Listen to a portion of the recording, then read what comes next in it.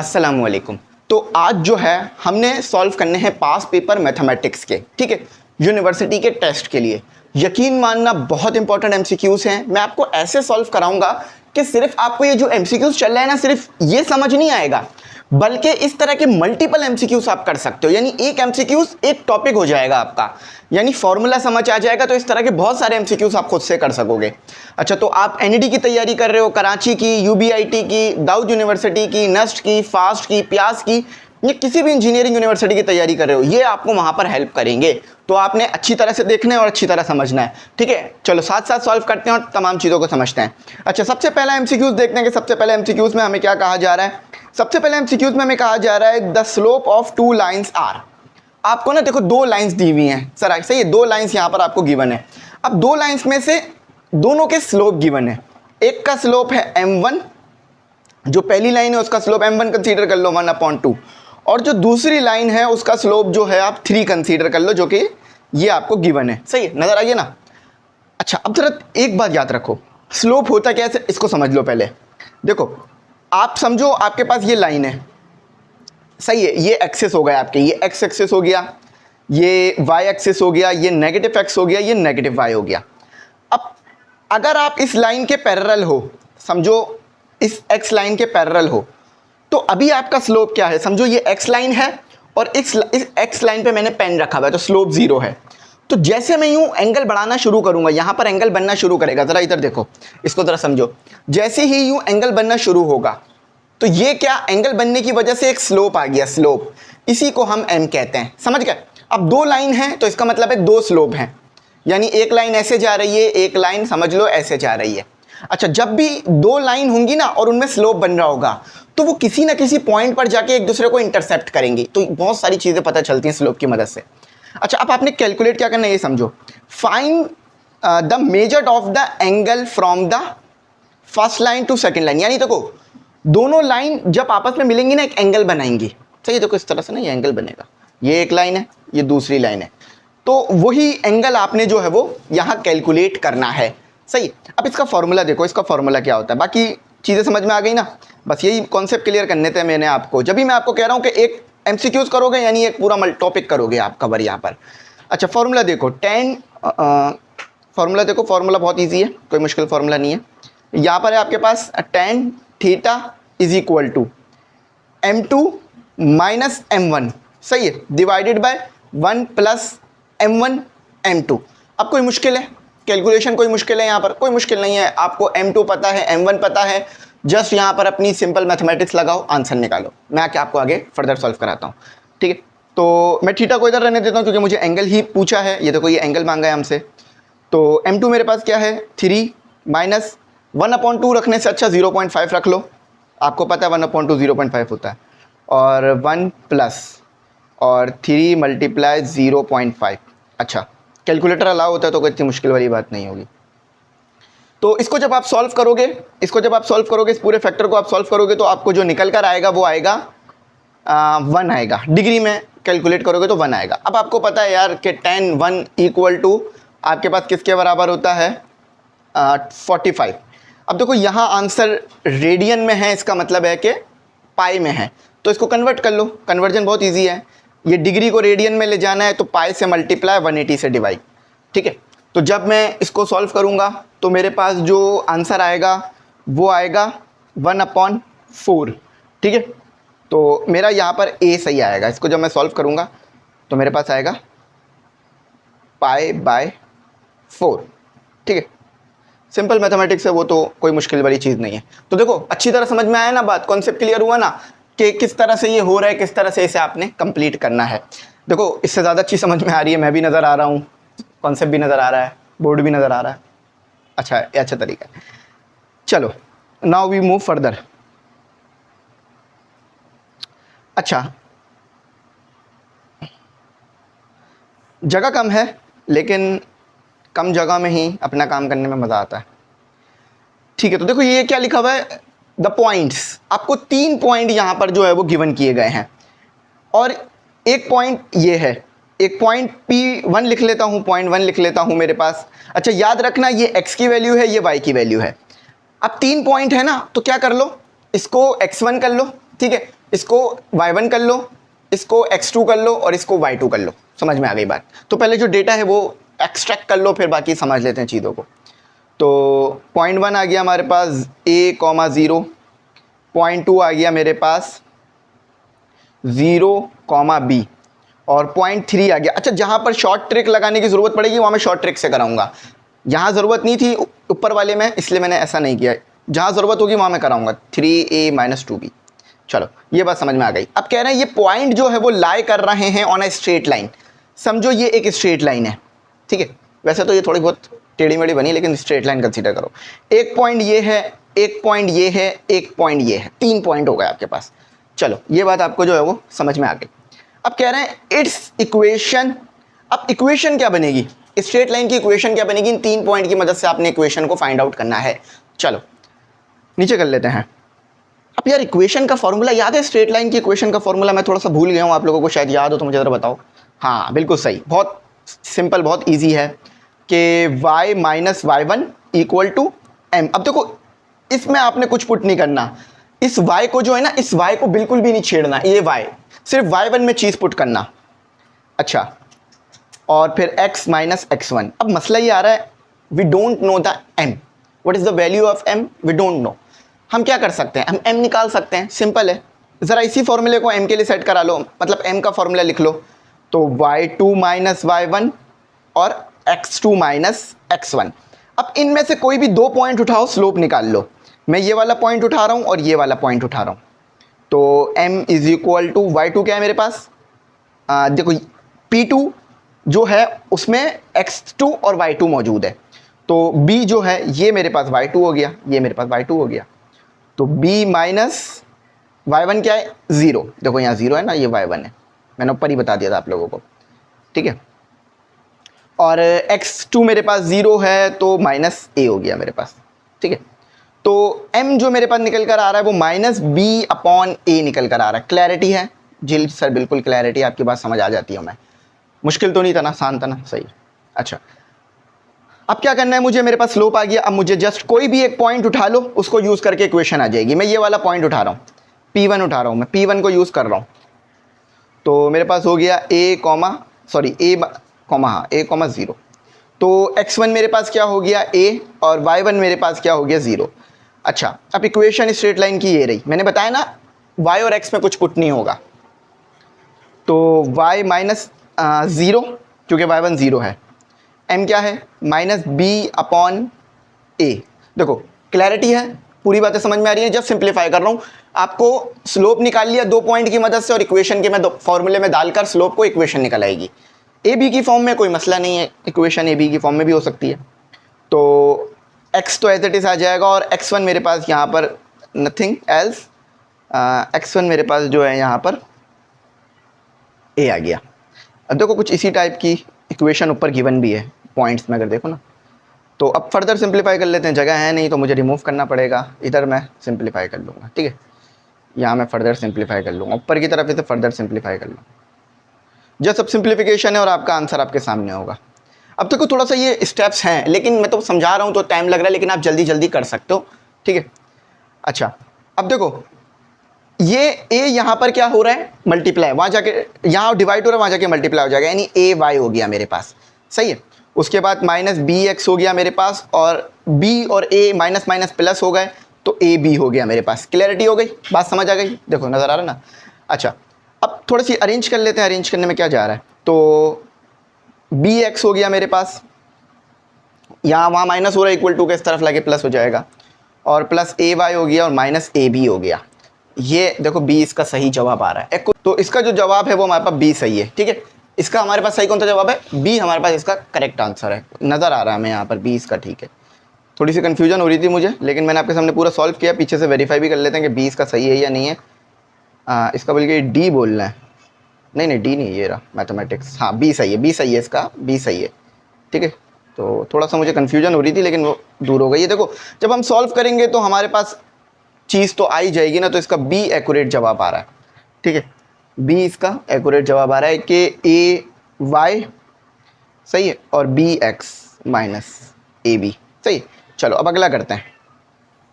अच्छा, अगला देख लेते हैं कि अगला हमारे पास किस तरह से हो रहा है। मैं इसको ज़रा रिमूव कर देता हूँ और रिमूव कर कर फिर हम इसे सॉल्व कर लेते हैं।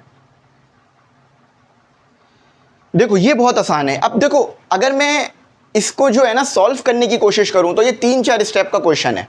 ये जो आपका क्वेश्चन नंबर 3 है, अगर मैं इसे सॉल्व करूं तो ये 3-4 स्टेप का है। लेकिन यहां पर हम पुट करेंगे एक टेक्निक। वो टेक्निक ये है कि राइट आंसर निकालने के लिए जो हमें क्वेश्चन में चीज़ गिवन है, फॉर एग्जाम्पल ये क्वेश्चन में हमें गिवन है ना, ये क्वेश्चन में हमें गिवन है, इस क्वेश्चन में जो गिवन पॉइंट है इसको इक्वेशन में पुट करूंगा तो हमारे पास left hand side right hand side equal आ जाएगी। यानी पुटिंग मेथड जो है हम यहाँ लगाएंगे। अब देखो ये मेथड कब लगता है इसको समझ लो।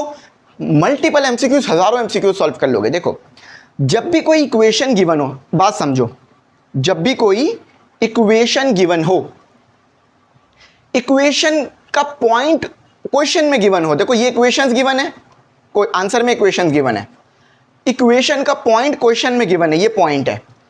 तो रूल क्या होता है कि अगर आपके पास कोई स्ट्रेट लाइन है और एक पॉइंट है जो कि स्ट्रेट लाइन के ऊपर मौजूद है, तो अगर आप उस पॉइंट को स्ट्रेट लाइन की इक्वेशन में पुट कर दोगे तो right hand side left hand side equation की बराबर आ जाएगी, चाहे वो 0-0 आ जाए दोनों साइड पर या कुछ भी आ जाए। देखो अभी तो यहाँ 0 है ना, तो जब आप पॉइंट को पुट करोगे तो ये 0 हो जाएगा, ये भी 0 हो जाएगा अगर इक्वेशन सही होगी तो, वरना 0 नहीं होगा। अभी मैं आपको करके दिखाता हूँ। बात समझ आई? कॉन्सेप्ट क्या है? देखो जब भी आपको पॉइंट्स में, जो नीचे पॉइंट्स दिए हुए ABC, उसमें इक्वेशन गिवन हो, याद रखना, और क्वेश्चन में एक पॉइंट गिवन हो और वो ये कह रहे हो कि ये पॉइंट इक्वेशन के, ये पॉइंट लाइन के ऊपर है, चाहे स्ट्रेट लाइन हो, सर्कल हो, पैराबोला हो, हाइपरबोला हो, इलिप्स के हो, कुछ भी हो, तो आपने क्या करना है, उस पॉइंट को उठाना है और जो भी इक्वेशन है उसमें पुट कर देना है XY को। आप देखोगे दोनों साइड बराबर आने लगेंगे।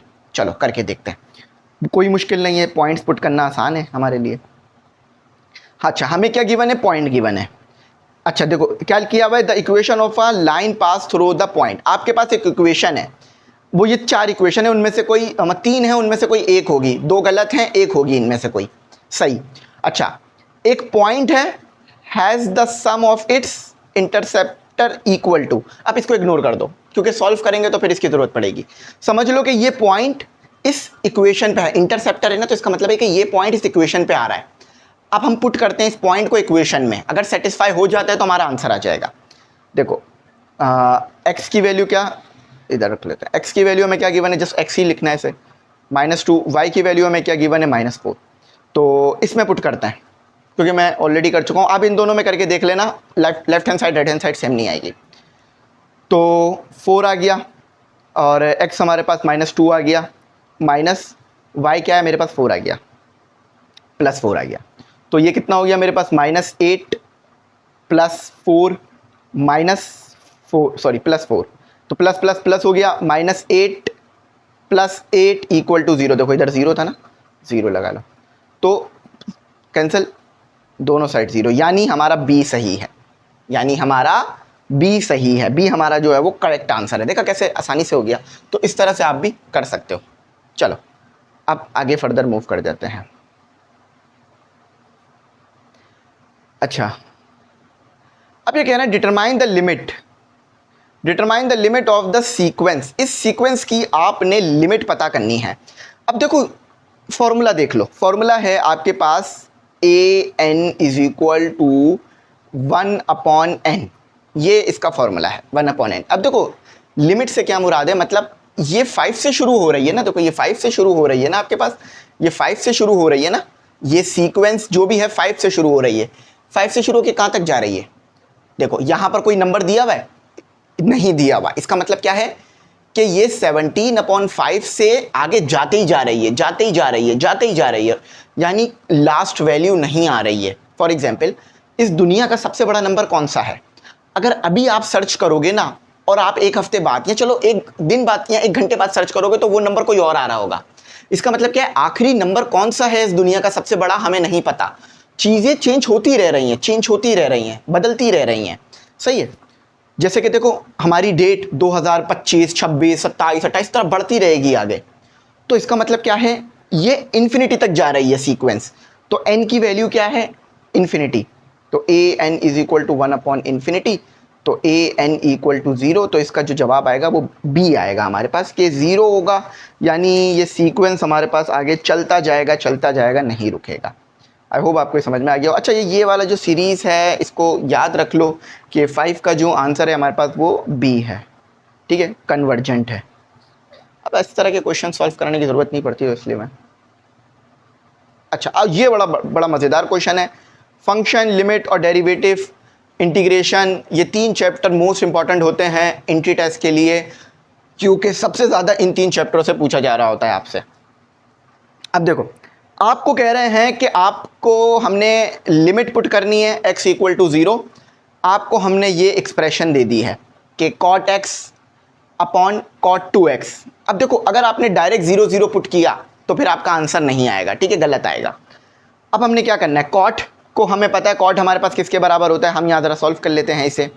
इस सिचुएशन में जब भी हो ना, आप कोशिश करो जो ट्रिग्नोमेट्रिक फंक्शन उसे तोड़ो, कि आपको पता है कि ये cot किसके बराबर होता है, तो उस चीज़ को यहाँ पुट कर दो, हो जाता है सॉल्व। cot किसके बराबर होता है, cos x upon sin x, ठीक है। अब एंगल x था तो मैंने x रखा है।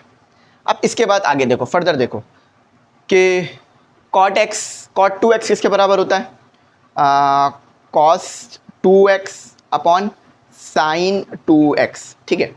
अच्छा, फर्दर मैं ऊपर सॉल्व कर रहा हूँ। अब यहाँ देखो ज़रा, हमने क्या करना है, अब यहाँ पर हमने ये करना है कि हमने जो है वो मतलब रेसिप्रोकल कर लेना है।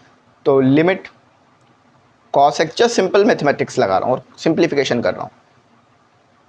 रेसिप्रोकल कर लिया तो sign multiply by sine 2x और cos 2x। अच्छा, अब आप सब बच्चे जानते हो कि हमने ट्रिग्नोमेट्री में ये बहुत बार ये फार्मूला पढ़ा है कि 2 sin x के बराबर होता है sin 2x, ठीक है, और cos x के। तो sin 2x इसके बराबर होता है sin x cos x, और 2 आता है आगे, इसको ज़रूर लगा लेना। तो पुट कर देते हैं cos x और sin x, तो sin 2x इसके बराबर है 2 sin x और cos x और cos 2x। तो दिस sin x कैंसिल हो गया, x equal to 0, x approach to 0, x approach to 0, cos square x divided by cos 2x। अब देखो x अब आप पुट कर सकते हो, अब आपको 0/0, 1/0 इन्फिनिटी वगैरह नहीं मिलेगा, ठीक है। तो लिमिट पुट कर देते हैं, लिखने की ज़रूरत नहीं है कि लिमिट पुट कर रहे हैं। तो ये 0 हो गया, स्क्वायर ले लो, कोई मसला नहीं है, cos 2, और ये 0 हो गया, और ये 2 आ गया यहाँ, ये 2 बचा हुआ है, सही, ये 2 बचा हुआ है। तो ये 1 आ जाएगा, क्योंकि cos 0 1 होता है, स्क्वायर वगैरह कुछ भी हो, मसला नहीं है। 0 से 2 मल्टीप्लाई होगा 0, तो फिर cos 0, तो 2 आंसर आपका सही आ रहा है, सी करेक्ट है। अच्छा, अब इसको सॉल्व करते हैं। बज़ाहिर देखने में बड़ा मुश्किल मालूम होने वाला क्वेश्चन है, लेकिन इजी है। इसमें आप सब्स्टिट्यूशन मेथड लगाओ। सब्स्टिट्यूशन मेथड के मतलब ये है कि जब भी आपको एंगल इस तरह बहुत बड़ा दिया हुआ हो ना, तो कोशिश करो उस एंगल को किसी चीज़ के बराबर ले लो। आओ ज़रा समझाता हूँ। जब भी कंडीशन ये हो ना कि एंगल इतने बड़े दिए हुए हो, परेशान नहीं होना। क्या करना है, इस एंगल को उठाओ, यू के बराबर ले लो, पूरा एंगल को यू के बराबर ले लो, ठीक है। ये मैंने पूरा एंगल यू के बराबर रख लिया। डेरिवेटिव कर दो u के रिस्पेक्ट से और x के रिस्पेक्ट से, क्योंकि आपको इस x को भी u में बदलना होगा। देखो, याद रखना, सब्स्टिट्यूशन मेथड में क्या होता है कि जब आप किसी चीज़ को किसी के बराबर लेते हो ना, तो फिर आपको इस डेरिवेटिव को भी उस चीज़ के रिस्पेक्ट से बदलना पड़ता है। फॉर एग्जाम्पल, मैंने u लिया है ना, तो इस डेरिवेटिव को हमने du करना होगा, dx नहीं छोड़ सकते, क्योंकि अंदर तो u आ जाएगा ना, और बाहर x है, तो कैसे सॉल्व हो सकता है। तो u के रिस्पेक्ट से सॉल्व करेंगे ना u को, ठीक है। du/dx हो गया।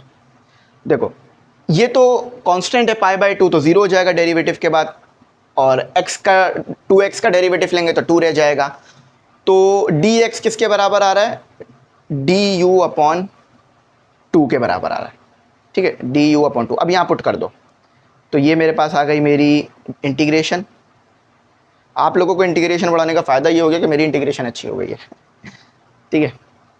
तो ये 2 आ गया, और ये साइन आ गया आपके पास, और इस पूरे को हमने किसके बराबर ले लिया था, u के, तो u आ गया, और dx किसके बराबर आ गया, du/2। अब देखो, इस 2 से ये 2 कैंसिल हो जाएगा। समझना, ये du/2 एंगल नहीं है, इसलिए कैंसिल हो रहा है। एंगल होता तो कैंसिल नहीं हो सकता था। 0π/8। अच्छा, तो ये हो गया आपके पास sin u du। अच्छा, तो साइन का इंटीग्रेशन क्या होती है, माइनस कॉस, ठीक है, क्योंकि देखो डेरिवेटिव आता होगा तो इंटीग्रेशन भी याद होगी इसकी। तो माइनस कॉस आपके पास आ गया u, और ये हो गया आपके पास 0 π/8। अब u रख के देखो, इंटीग्रेशन हटाने के लिए हमने u लगाया, अब इंटीग्रेशन हट चुकी है तो अब u को दोबारा वही कर देते हैं जो था। वो क्या था, u ये था, है ना। इसको दोबारा x के फॉर्म में लिखते हैं क्योंकि हमने x के फॉर्म में करना है। तो cos, अब कोई मुश्किल नहीं है, x + π/2, ठीक है। मज़ीद फर्दर सॉल्व कर लेते हैं। cos, तो ये 2 आ गया और x क्या गिवन है, लिमिट पुट कर रहा हूँ। चलो इसको मैं थोड़ा सा सही करा देता हूँ ताकि आपको लिमिट पुट करने में मसला ना हो। चलो लिमिट पुट करते हैं, यहाँ पुट कर लेते हैं, फर्दर ऊपर सॉल्व कर रहा हूँ। देखो माइनस कॉस, ठीक है, सबसे अपर लिमिट क्या है 0 और π/8, तो ये 2 आ गया, π/8 आ गया और प्लस π/2 हो गया। अब लोअर लिमिट देखो, लोअर लिमिट कैसे पुट होती है, a माइनस बी होता है ना। देखो माइनस ये है और माइनस कॉस के साथ भी है, तो माइनस माइनस क्या हो जाएगा, प्लस हो जाएगा। तो कॉस आ गया 2 और 0 हो गया प्लस π/2 हो गया। सही है, लिमिट पुट करना आता है ना इंटीग्रेशन में, आसान सा काम है।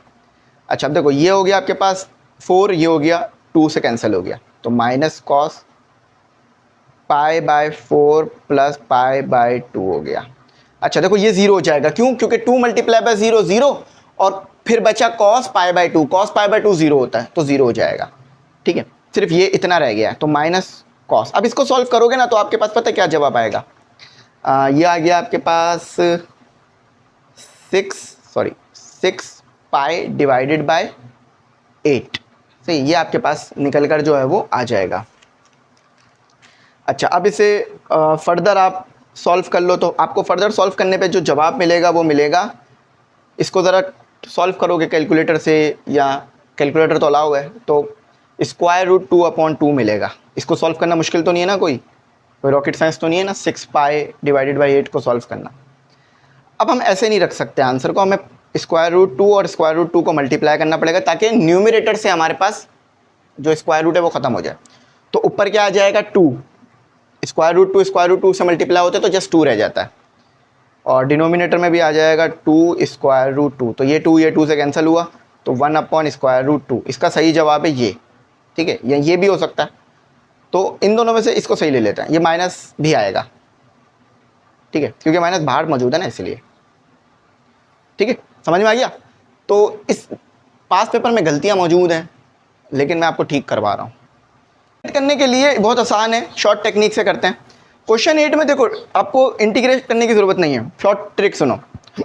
देखो ये चीज़ आपने पढ़ रखी है कि अगर आपके पास इंटीग्रेशन मौजूद हो और आपके पास एक फंक्शन हो, जैसे कि फॉर एग्जांपल ये फंक्शन है, इसकी पावर n हो, जैसे देखो इसकी पावर 3 है, और फंक्शन का डेरिवेटिव बराबर में मौजूद हो। देखो आपके पास एक फंक्शन हो, उस फंक्शन का डेरिवेटिव अगर बराबर में मौजूद हो तो आप क्या करोगे, आप जस्ट जो भी n गिवन है फंक्शन के साथ उसमें +1 कर दोगे और उस पूरे फंक्शन को डिवाइड करा दोगे n+1 कर और c लिख दोगे। अगर लिमिट नहीं है तो c लिखोगे, लिमिट है तो c लिखने की ज़रूरत नहीं है। देखो यहाँ पर देखो, समझो ये फंक्शन है sin 3x, मतलब sin की पावर 3x, विदाउट पावर देखना है, डेरिवेटिव विदाउट पावर। साइन का डेरिवेटिव क्या होता है, cos, ये बराबर में मौजूद है, मतलब ये कंडीशन सेटिस्फाई हो रही है। तो अब आप क्या कर सकते हो, 0 π/8, सही है। और अब आप क्या करोगे, इस फंक्शन के अंदर यानी sin 3x के अंदर जस्ट 1 प्लस कर दोगे और इसी को डिवाइड में भी लिख दोगे, सही है। c क्यों नहीं लिखा, क्योंकि लिमिट गिवन है। तो हमारे पास क्या आ गया, 0 से π/8 sin 4x divided by 4 dx। अच्छा अब लिमिट वगैरह पुट कर दो। देखो मैं इसमें लिमिट पुट नहीं कर रहा क्योंकि लिमिट पुट करके इन चारों में से कोई जवाब बनेगा ही नहीं, तो मैं यहाँ पर आपके लिए छोड़ रहा हूँ, यहाँ तक आपके लिए छोड़ रहा हूँ। आप इसे मज़ीद फर्दर सिंप्लीफाई कर सकते हो, कोई मसला नहीं है। समझ में आया ना क्या किया। देखो अगर आपके पास फंक्शन है, जैसे साइन क्यूब फंक्शन है, ठीक है, यहाँ पर अब साइन क्यूब इग्नोर कर दो। देखो साइन का डेरिवेटिव बराबर में मौजूद है उसके, हाँ मौजूद है। अगर ऐसा है कि साइन का डेरिवेटिव कॉस है जो कि बराबर में मौजूद है, तो आप क्या करोगे, साइन के ऊपर जो पावर है ना उसमें 1 को ऐड कर दोगे और पूरी पावर को डिनोमिनेटर में भी लिख दोगे, बस और कुछ नहीं करना। आगे लिमिट वगैरह सॉल्व कर दो, इंटीग्रेशन खत्म हो जाएगी इस तरह से। अच्छा ये इंटीग्रेशन खत्म हो जाएगी, सॉरी मैंने इंटीग्रेशन लिख दिया, तो आंसर आपके पास आएगा sin 4x डिवाइडेड बाई 4, ये आपका आंसर आ गया। ठीक है, लिमिट पुट कर लो, लिमिट आपके पास क्या है 0 से π/8, सही। अच्छा अब ये वाला क्वेश्चन मैं नहीं करा रहा, 9 वाला, इसमें कुछ कन्फ्यूजन मुझे लग रही है, इसलिए इधर बुक में ना बहुत सारी प्रॉब्लम्स को सही तरह से नहीं दिया हुआ है, जिसकी वजह से बड़ा टाइम ज़ाया हो रहा है। तो हो सकता है मैं इस बुक को चेंज ही करा दूं, क्योंकि इतनी गलतियां होंगी, एक पास पेपर में 4 5 6 गलतियां निकल कर आएंगी, तो फिर कैसे होगा, और ऊपर से फिर आंसर की में भी मिस्टेक्स आ रही हैं। अच्छा अब देखो वो कह रहे हैं the equation of directrix of the parabola, ये आपको इक्वेशन गिवन है, आपको जो है वो इक्वेशन ऑफ डायरेक्ट्रिक्स जो है वो निकालनी है, सही है। अच्छा ऊपर करते हैं इसे, यहाँ जगह नहीं है। देखो y का square -6y -6x plus 21 equal to 0। Parabola की इक्वेशन लिख लो विदाउट ओरिजिन, ठीक है, पैराबोला की इक्वेशन लिख लो विदाउट ओरिजिन। वो क्या होती है, y माइनस के का whole square equal to 4a divided by x minus h होता है, सही है।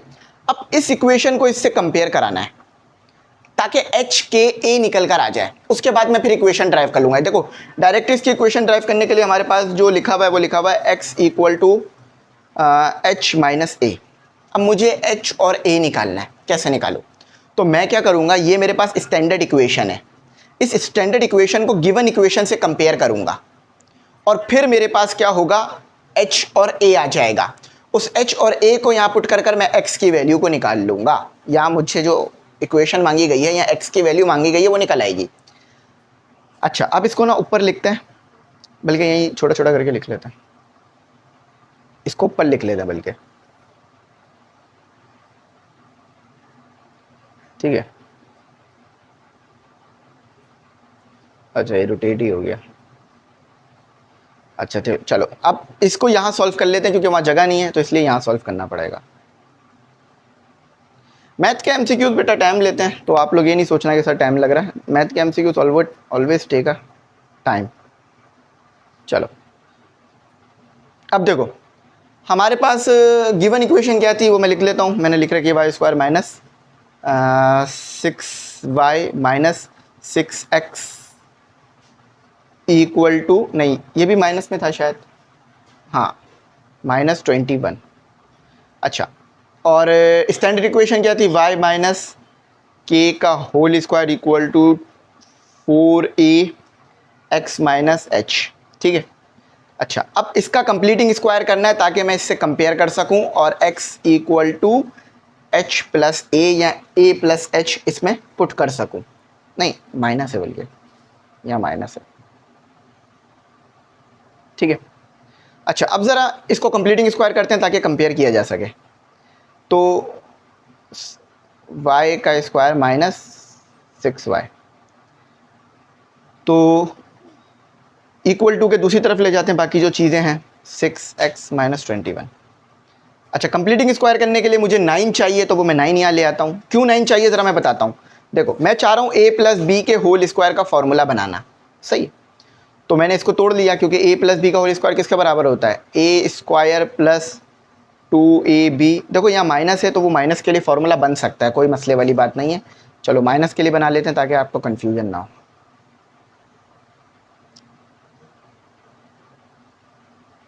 प्लस बी का स्क्वायर, ठीक है।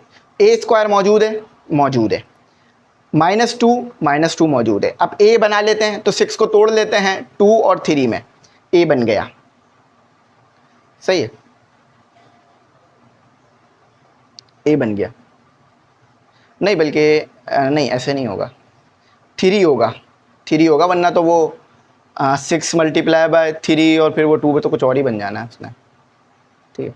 तो 3 आएगा, 6 को जब मैं तोड़ूंगा तो 2 तो ऑलरेडी आ गया था मेरे पास फॉर्मूले के लिए जो मैंने तोड़ लिया था, फिर मेरे पास 3 आ गया। अच्छा अब आपको पता है ये जगह किसकी होती है, और y आएगा, y मौजूद है। ये जगह किसकी होती है, 2 की, फॉर्मूले के मुताबिक 2 आ गया। ये y यानी a भी आ गया, b आ गया, b क्या है यानी 3 है, लेकिन b का स्क्वायर लेना होता है, तो b का स्क्वायर यानी 9, तो मैंने 9 ले लिया।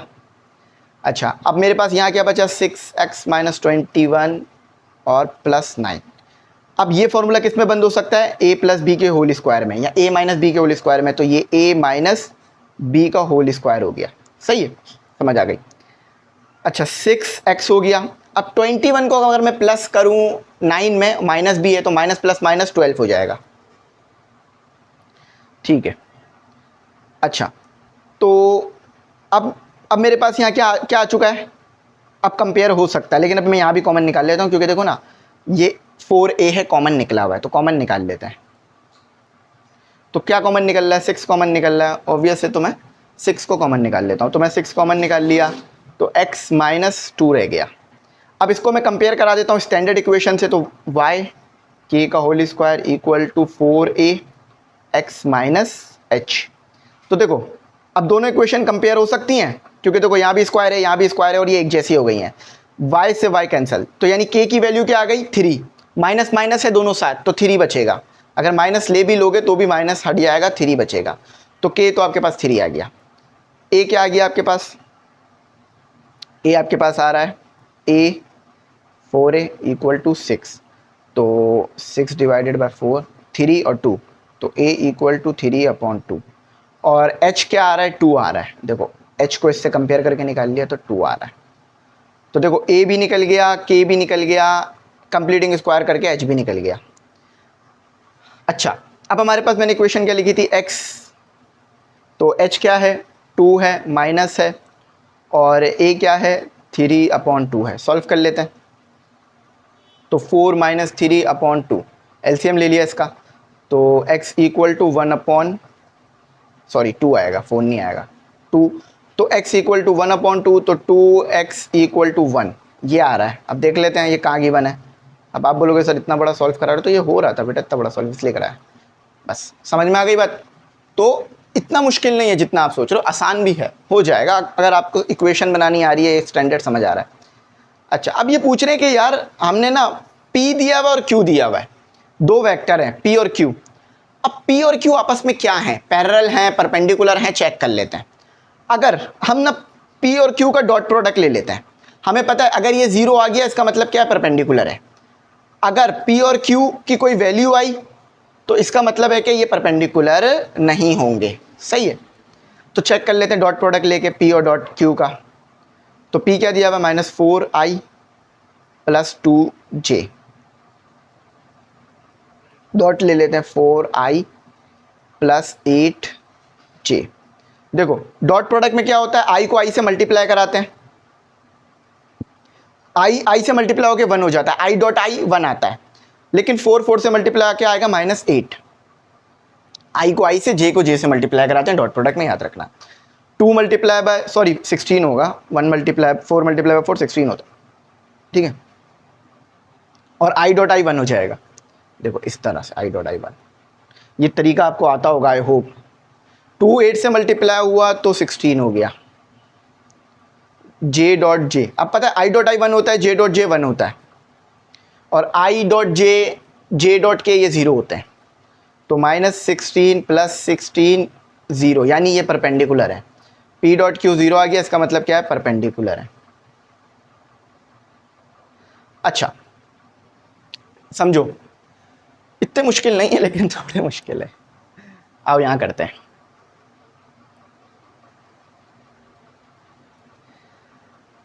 Find the sum of the series. इस सीरीज का आपने सम पता करना है, लेकिन एक ध्यान रखना, सीरीज 9 से शुरू हो रही है, 1 से नहीं हो रही। सही है, ये मैं क्यों कह रहा हूं, जरा बात समझो। मैं जो फॉर्मूला यूज करूंगा सीरीज का सम पता करने के लिए वो ये है कि n, ठीक है, और n + 1 डिवाइडेड बाय 2 का होल स्क्वायर। ये फॉर्मूला बताता है 1 से लेकर n नंबर तक। n यानी 1 से लेकर कहां तक जा रहे हो। फॉर एग्जाम्पल मैं 1 से लेकर जा रहा हूं 16 तक, और ये क्यूब होने चाहिए सब पे। याद रखना ये फॉर्मूला कब एप्लीकेबल है, जब आपके पास इंटीजर्स हों और उनकी पावर क्यूब हो। तो यहां पर देखो ये इंटीजर से गिवन है 9 10 11 और कोई भी नंबर मिसिंग नहीं होना चाहिए। अब 11 के बाद कौन सा नंबर आएगा? 12, फिर 13, फिर 14, फिर 15, फिर आखिर में हमारे पास 15 आएगा। ठीक है, तो आपने 9 से लेके 15 और उन पे क्यूब होना चाहिए। 9 पे क्यूब, 10 पे क्यूब, 11 पे क्यूब, 12 पे, 13 पे 14। तो ये फॉर्मूला आप लगा सकते हो। ये फॉर्मूला कब लगा सकते हो? जब इंटीजर गिवन हो और हर इंटीजर पे क्यूब हो और कोई भी इंटीजर मिस ना हो। जैसे फॉर एग्जांपल 1 2 3 4 5 6, बीच में कोई नंबर मिसिंग नहीं होना चाहिए, सब पे क्यूब होना चाहिए। मसले की बात यह है कि यार ये फॉर्मूला 1 से लेकर बता देगा। अगर आपने यहाँ पर 15 पुट किया ना, n क्या है? वो वैल्यू जहाँ तक आपने सम पता करना है, तो n यहाँ पर 15 आ जाएगा। अब अगर मैंने 15 यहाँ रखा तो इसका मतलब है ये सम कहाँ से कहाँ तक बता देगा? 1 से लेकर 15 तक का सम बता देगा और सब पे क्यूब होगा। मगर हमें चाहिए 9 से 15, तो हम क्या करेंगे? 1 से लेकर 8 तक पता करेंगे, उसको माइनस कर देंगे 9 से लेकर 15 तक। मैं बताता हूँ कैसे। पहले पता कर लो 1 से लेकर 15 तक के लिए सम। तो s इज इक्वल टू, ये फॉर्मूला ही ऐसा है कि ये 1 से लेकर 15 तक ही बताएगा। तो पहले पता कर लेते हैं 1 से लेकर 15 तक, 1 to 15 पता कर लेते हैं। सही है, तो ये कितना आ गया मेरे पास? 15 और 15 प्लस 1 और ये 2 और ये हो गया मेरे पास स्क्वायर। मैं कैलकुलेटर ले आता हूँ क्योंकि कैलकुलेटर अलाउ होता है, तो कैलकुलेटर से कैलकुलेट कर लेते हैं। अच्छा, तो इसको ज़रा कर लेते हैं सॉल्व। तो 15 मल्टीप्लाई बाय 16 डिवाइडेड बाय 2 और होल पर स्क्वायर। नंबर क्या आ रहा है? s 15 क्या आ रहा है? यानी 1 से लेके 15 तक का सम पता किया मैंने। यहाँ n भी होता है, ठीक है, लगा लो। तो ये आ रहा है आपके पास 14400। आपने 1 से लेकर 15 नहीं पता करना, 9 से 15 पता करना है। तो अब आपने क्या करना पड़ेगा? आपने 1 से लेकर 8 तक का सम पता करना पड़ेगा, उसको माइनस कर देना 1 से लेकर 15 तक में। तो फिर जो बचेगा ना वो सिर्फ 9 से लेकर 15 तक का होगा सम। सही है, बहुत आसान सी बात है। तो 8 रख लेते हैं, तो 8 और इस फॉर्मूले में 8 में प्लस 1 होगा तो मल्टीप्लाई बाय 9 और 2 और स्क्वायर कर लो। तो आ रहा है ये आपके पास कितना? s, कैलकुलेटर से भी करके देख सकते हो, यही आएगा जवाब। 8 इज इक्वल टू 1296। अब इसको इससे माइनस कर दो, ठीक है। तो इस सिचुएशन में आपके पास आ जाएगा 9 to 15 आ जाएगा सम। तो 14400 माइनस 1296 आओ 14400 माइनस 1296। तो देखो जवाब इसमें कहीं गिवन नहीं है, ये भी इसकी मिस्टेक है। मैं इसको वेरीफाई करता हूँ। हाँ, ये भी इसकी मिस्टेक है। तो सही आंसर जो आ रहा है हमारा वो आ रहा है, यहाँ पर ई लिख लो 13104। आप इसे वेरीफाई भी कर सकते हो। अच्छा, अब देखो सिंपल फार्मूला है, कुछ नहीं है यहाँ पर। देखो इतनी तो आप सोल्यूशन कर सकते हो ना पेपर में।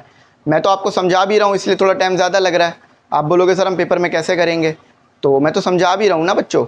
आप तो समझाओगे थोड़ी ना किसी को, आप तो डायरेक्ट अपना दिमाग चलाओगे, तो इसलिए आपको टाइम कम ही लगेगा। मेरे से आधे से आधा टाइम लगेगा। मेरी वीडियो जितनी देर में कंप्लीट हो रही है ना, उसके आधे से आधा टाइम आपको लगेगा सॉल्व करने में। वो कह रहे हैं हमारे पास ना ये सीरीज़ है और ये सीरीज़ n तक जा रही है, यानी सिर्फ इंटीजर है, इंटीजर पे कोई पावर नहीं है। ये मैंने आपको पढ़ाया भी था, याद होगा, सब पढ़ा चुका हूँ मैं इस चैप्टर से। अब ये पूछ रहे हैं कि कौन सा ऐसा फॉर्मूला है जो सम निकाल सकता है 1 से लेकर किसी भी नंबर तक। फॉर एग्जांपल 1 से लेकर 100 तक का मुझे सम निकालना है। ये इंटीजर की सीरीज़ है, देखो ना, 1 2 3 4 5 6 7 8 9 10, इसलिए इस तरह। तो 1 से लेकर n तक निकालना है, तो कौन सा फॉर्मूला है करके चेक कर लेते हैं। पहले इन दो नंबरों को कंसीडर करो, यानी आपके पास क्या है 2, सही है, यानी 1 से लेकर 2 तक का सम चाहिए। तो देखो मैं फिर बता रहा हूँ n क्या है। n वो नंबर है जहाँ तक आप जा रहे हो, यानी 1 से लेकर मैं 2 जा रहा हूँ ना, तो 2 मेरे पास n बनेगा। 1 से लेकर 3 जा रहा हूँ ना, तो 3 मेरे पास n बनेगा। 3 वो नंबर नहीं है, सही है, याद रखना इस चीज़ को। तो पहले मैं 2 रख के देखता हूँ। तो 2 और 2 plus 1 divided by 2 equal to, तो ये 3 हो गया। 3 मल्टीप्लाई बाई 2 कितना हो गया? 6। 6 डिवाइडेड बाई 2 मेरे पास कितना बचा? 3, यानी 3 तो आ रहा है। 2 से 2 कैंसिल हो जाए तो भी 3 आ जाएगा, सही है, 3 तक। अब देखो इन दोनों को अगर मैं सम कर रहा हूँ तो भी 3 आ रहा है। अब इसको चेक कर लेते हैं कि क्या ये सही फॉर्मूला है या नहीं। इसमें करके देखो नहीं आएगा, इसमें करके देखो नहीं आएगा। इन दोनों को सम किया 3, अब इन तीनों को सम करते हैं। पहले अब जो है ना दिमाग से कर लेते हैं, कितना आएगा 6 आएगा, फॉर्मूले से करके चेक करते हैं। 3 आ गया, 3 + 3 आ गया, 1 आ गया और डिवाइडेड बाय 2 आ गया। तो 3 × 4 डिवाइडेड बाय 2, ये 1 पर आता है, ये 2 पर आता है, तो 2 × 3, इसका मतलब 6 है। देखो इन दोनों को सम कर रहे हैं तो भी 6 आ रहा है, ये फॉर्मूला भी 6 दे रहा है, यानी सही आंसर ये है। देख रहे हो ना, मैं समझा भी रहा हूँ और बता भी रहा हूँ। यार ये इसमें थोड़ी गड़बड़ है, इसको रहने दो। अब ये भी गलत दिया हुआ है। अब फॉर एग्जाम्पल आपने डाई देखी है ना, डाइस देखी है ना, छक्का देखा है ना आपने, उसमें जो लूडो में छक्का यूज़ करते हो, यूँ जो फेंकते हो, 1 आया, 2 आया, 3 आया, 4 आया, 5 आया, 6 आया, 7 आया, ये उसकी बात हो रही है, उसे डाई कहते हैं, डाइस कहते हैं, ठीक है। या 2 हैं, ठीक है। अब मेरे को एक बात बताओ, अगर आप 2 छक्के उछालो तो कभी भी ऐसा हो सकता है कि 2 छक्के उछाल कर आपके पास 12 से ज़्यादा नंबर आ जाए। समझाता हूँ। आपने एक छक्का उछाला, पहले एक छक्का उछाला, उसमें 3 नंबर आ गए, फिर दूसरा छक्का उछाला, फिर उसमें 2 नंबर आ गए, फिर दोनों को सम किया तो दोनों में सम कितना आया 5। तो कभी ऐसा हो सकता है कि दोनों छक्कों को मैं उछालूं और मेरे पास सम करने पर 13 आ जाए? नहीं, मैक्सिमम 12 आएगा, है ना, 12 आएगा ना। देखो ना, देखो मैंने पहला छक्का उछाला, 6 आ गया मेरे पास, एक गोटी मेरी खुल गई। मैंने दूसरा छक्का उछाला, 6 आ गया, तो मैक्सिमम नंबर कितने आ सकते हैं? 12। तो जब मैक्सिमम मेरे पास 12 आ सकते हैं तो 13 आने के चांसेस तो हैं ही नहीं। 13 नंबर कभी आ ही नहीं सकता। फॉर एग्जांपल आपको जीतने के लिए चाहिए 13 नंबर और आपके दोस्त को चाहिए 2 नंबर, तो क्या आप छक्का उछाल के 13 नंबर ला सकते हो? नहीं ला सकते, क्योंकि 13 नंबर आ ही नहीं सकते सम करने पर दोनों डाई को। तो वैसे प्रोबेबिलिटी का फॉर्मूला देख लो, favourable outcome divided by total number of outcome. अच्छा, अगर आप दोनों छक्कों को उछालो तो 36 टोटल आउटकम आएंगे, यानी कभी 1-1 आ जाएगा, कभी 1-2 आ जाएगा, कभी 1-3 आ जाएगा, 1-4, इसी तरह 2-1, 2-3 इस तरह आता रहेगा, ठीक है। टोटल कितने? 36 हैं, और 36 में से आपको 13 चाहिए, 13 आने के चांसेस ही नहीं है, तो 0 आ गया, जवाब आएगा 0। अब इधर 0 गिवन ही नहीं है, करके चेक कर लो, समझ आ जाएगी बात। कह रहे हैं 2 डाइस हम उछाल रहे हैं, यानी रोल कर रहे हैं, फेंक रहे हैं एक साथ साइमल्टेनियसली, यानी अलग अलग नहीं फेंके, एक साथ फेंक दिए। What is the probability of that the sum of their, कि क्या प्रोबेबिलिटी है कि 13 नंबर आ जाए दोनों का सम करने पर? एक में 13 नहीं, दोनों को मिला के तो 0% चांसेस हैं। अच्छा यहाँ देखो, अब ये थोड़ा सा समझने वाला है लेकिन आसान है। हर चैप्टर से एक एमसीक्यूज मिल रहा है, तो हर चैप्टर पढ़ के जाना है। देखो 2 कार्ड्स हैं, कितने कार्ड हैं? 2। ये कार्ड कौन से? ताश के पत्ते, उसकी बात कर रहा है। ताश के पत्ते देखे ना आपने, ताश की गड्डी देखी है ना, कभी खेलते हुए भी देखा ही होगा किसी ना किसी को। अच्छा, अब इन ताश के पत्तों में से 2 हैं, एक ताश की गड्डी नहीं है, 2 ताश की गड्डी है, समझ रहे हो ना।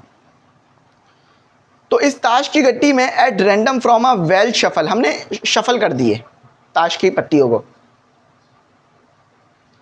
अच्छा सॉरी, इसको थोड़ा ठीक करो, 2 ताश की गड्डी नहीं है, ये थोड़ा सा मैं जल्दबाजी में थोड़ा गलत बता गया। अब समझो ये थोड़ा सा गलत हो गया, करेक्ट कर लो। 2 कार्ड्स हम निकाल रहे हैं, ताश की गड्डी एक ही है लेकिन कार्ड्स 2 निकाल रहे हैं। अच्छा, ताश की गड्डी कितनी है?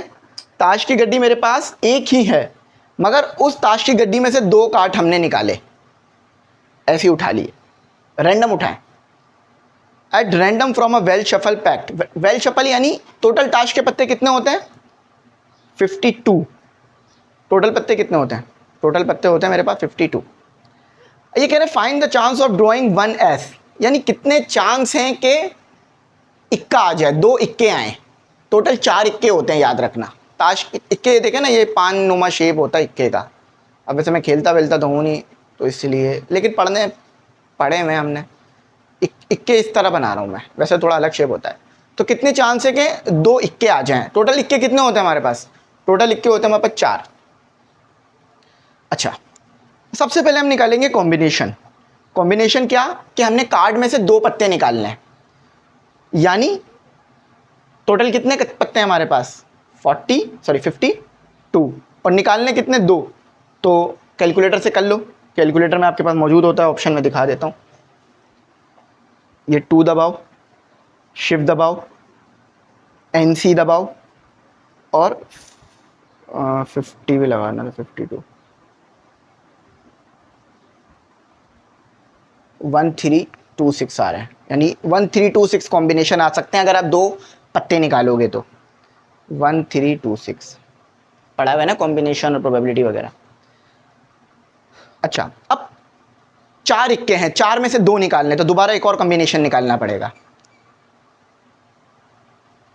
तो ये मेरे पास 2 आएगा, ठीक है, ठीक है, नहीं 6 आएगा, बल्कि 6 आएगा ना, क्योंकि 4 है ना, 6 आएगा। अच्छा, अब टोटल आउटकम कितने आ सकते हैं? अब प्रोबेबिलिटी निकाल लो। चांसेस यानी प्रोबेबिलिटी पूछते हैं, चांसेस का मतलब, तो टोटल आउटकम है 1326 और 6, तो 6 को डिवाइड कराओ 1326 से, तो आपके पास आएगा 1326 को 6 से डिवाइड कराओगे तो 1211 आएगा, 1/221 आएगा। सही है, समझ में आ गई ना बात? अच्छा, ये कह रहे हैं आपके पास वर्ड है डॉटर, लेकिन एक कंडीशन है, वो सुनो। देखो, अगर आपको ये पता करना है कि आप डॉटर वर्ड से और कितने वर्ड्स बना सकते हो, मतलब लेटर चेंज करोगे तो वर्ड चेंज हो जाएगा। फॉर एग्जाम्पल, मैं डॉटर की स्पेलिंग ऐसे तो नहीं लिख सकता ना, ADUGHTER,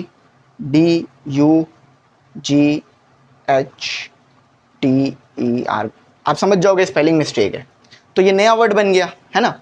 तो वो कह रहे हैं आप कितने वर्ड बना सकते हो इन 8 अल्फ़ाबेट को यूज़ करके। इस सिचुएशन के लिए ना n का फैक्टोरियल फॉर्मूला होता है, मगर एक कंडीशन है यहाँ, in how many of these the letter are will occur at the first place in the 5th place in the word. वो ये कह रहे हैं आपके पास टोटल 8 वर्ड है, 1 2 3 4 5 6 7 8, 5वीं पोजीशन पे हमेशा R रहेगा, R चेंज नहीं होगा, R की लोकेशन हमेशा 5वीं पोजीशन पे रहेगी। हाँ, बाकी जो अल्फ़ाबेट्स गिवन है ना डॉटर वर्ड में, उसको आप चेंज कर सकते हो, नए वर्ड्स बना सकते हो। तो R की पोजीशन चेंज नहीं होगी, तो R को इग्नोर कर दो, तो 7 वर्ड्स हैं, R को इग्नोर करा तो 7 फैक्टोरियल, तो 7 फैक्टोरियल हमारे पास कितना आएगा? 5040। समझ रहे हो?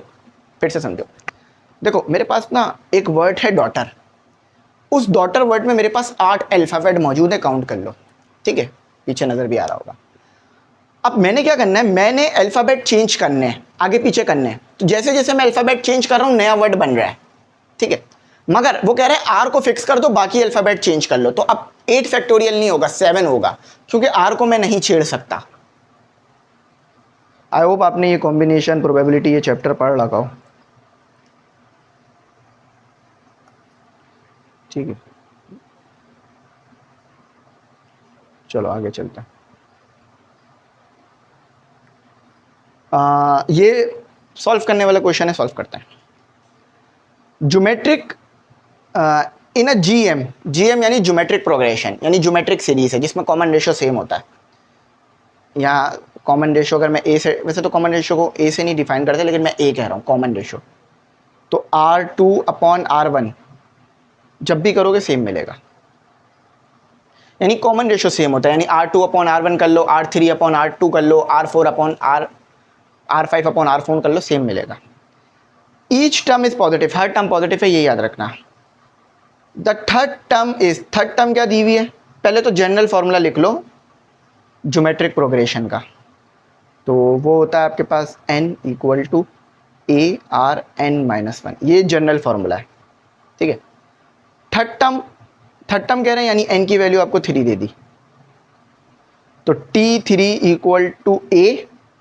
AR3-1, तो 3AR² हो गया, सही। एंड द फिफ्थ टर्म यानी n की वैल्यू अब 5 दे दी,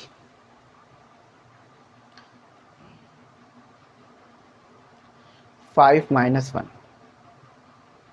AR4 हो गया, ठीक है। अच्छा, अब T3 कितना दिया हुआ है, T3 उन्होंने 18 दिया हुआ है, तो यहाँ हम पुट कर देंगे 18, और T5 कितना दिया हुआ है 162, ठीक है। समझाने के लिए मैंने लिख दिया था, लेकिन आप हटा दो, तो T3 कितना दिया हुआ है आपको 18 और T5 162, ठीक है। तो अब इन दोनों इक्वेशन को कंपेयर कर दो आपस में, यानी T5 T3, तो AR4 पावर में और A, असल में बेसिकली मैं कोशिश कर रहा हूँ A और R की वैल्यू निकालने की, फिर मैं थर्ड टर्म क्या है वो निकाल लूँगा।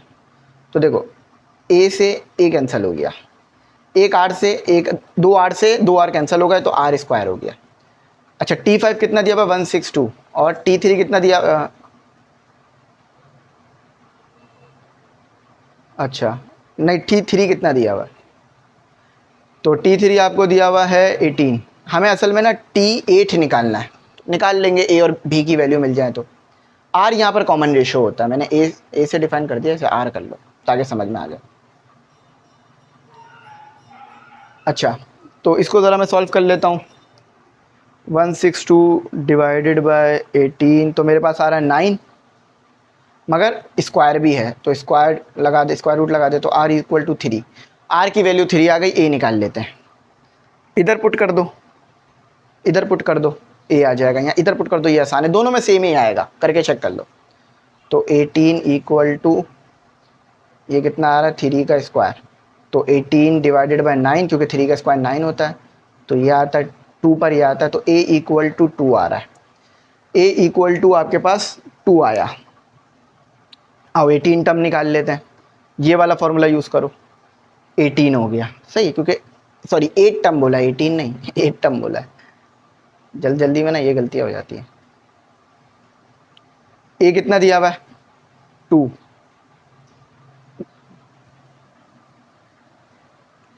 और R कितना निकाला 3, और इसकी पावर 8। ज़रा सॉल्व कर दो आपस में, कैलकुलेटर से कर रहा हूँ जल्दी करने के लिए। तो ये जो जवाब आ रहा है वो हमारा गलत आ रहा है, क्यों? क्योंकि हमने A और B की वैल्यू शायद सही नहीं निकाली होगी। अच्छा हाँ, गलत क्यों आ रहा है मैं बता देता हूँ, -1 नहीं करा हमने, यहाँ 7 आएगा ना, क्योंकि देखो ना n-1 है ना, मैंने -1 नहीं लिखा। हाँ अब सही आ रहा है, आंसर आ रहा है हमारा ये। आंसर क्या आएगा अगर इसको सॉल्व करोगे, 4374, ठीक है। अब एक छोटी सी गलती करोगे आंसर आना ही नहीं है यार। इन्वर्स जो है ना, इन्वर्स से पहले ऊपर वाला कर लेते हैं। आइडेंटिटी जो है ना वो आपके पास 1 है, और इन्वर्स इसका जो है वो 1/3 है। ये कर सकते हो आप, इजी आसान नहीं, मुश्किल नहीं ज़्यादा।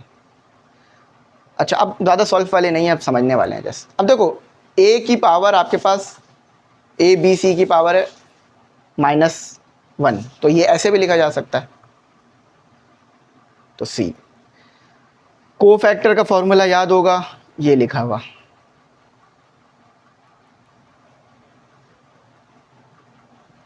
-1 भी आता है, याद रखना। ये इसलिए नहीं है क्योंकि इसमें J पहले आ रहा है। अच्छा देखो आपको याद होगा, ये हमने उसमें पढ़ा था, क्या कहते हैं मैट्रिक्स में, कि AB किसके बराबर होता है, AB पे ट्रांसपोज किसके बराबर होगा, B पर ट्रांसपोज और A पर ट्रांसपोज। अगर आपने ऐसे लिखा, अगर आपने ऐसे लिखा कि A पे ट्रांसपोज और B पे ट्रांसपोज, तो ये गलत है, ये रॉन्ग है। सही ये है कि B पे ट्रांसपोज आएगा। अच्छा अगर आपके पास if P and Q are 2 matrixes, P और Q 2 मैट्रिक्स हैं of same order, order same है, तो अगर आप P प्लस Q कर रहे हो तो आपके पास आएगा B, P multiply by Q। सही है। तो देखो मैंने तो अपनी पूरी कोशिश करी ज़्यादा से ज़्यादा एक्सप्लेन करने की। वीडियो ये काफ़ी बड़ी हो गई क्योंकि ये वीडियो होती ही बड़ी है। तो आई होप मेरी बात आपको समझ में आई होगी। अगर ना आया हो समझ तो पूछ लेना, मैं गाइड कर दूंगा। यहीं तक रखते हैं आज के लिए। 25 कराए मैंने, लेकिन इंपॉर्टेंट थे ये, इसी टाइप के पूछे जाते हैं। Thanks for watching. अल्लाह हाफिज़। कीमती दुआ में ज़रूर याद रखना।